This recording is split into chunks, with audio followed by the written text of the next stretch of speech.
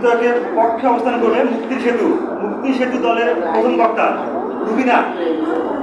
রুবিনাকে তার বক্তব্য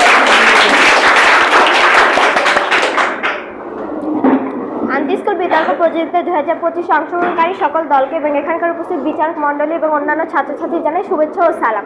সেই সাথে আরও কৃতজ্ঞতা প্রকাশ করছি আমাদের স্কুলের প্রধান শিক্ষকের উপর, কারণ তিনি এত সুন্দর একটা আয়োজন করেছেন।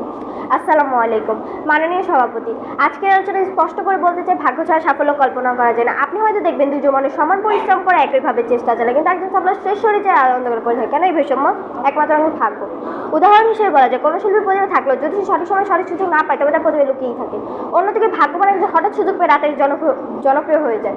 আমাদের সমাজে প্রচুর গরিব মানুষ কঠোর পরিশ্রম করে দারিদ্র দুষ্টচক্র ভাঙাতে পারে না, অথচ কোনো ধনী পরিবারের সন্তান জন্মের পর থেকে বিলাসী তার সুযোগ শুনে বেড়ে ওঠে। এটি তার কঠোর পরিশ্রম ফল না, এটা ভাগ্যের লিখন। তাই বলা যায় সাফল্য ভাগ্যের ইচ্ছেতে নির্ভরশীল, কঠোর পরিশ্রম নয়। ধন্যবাদ।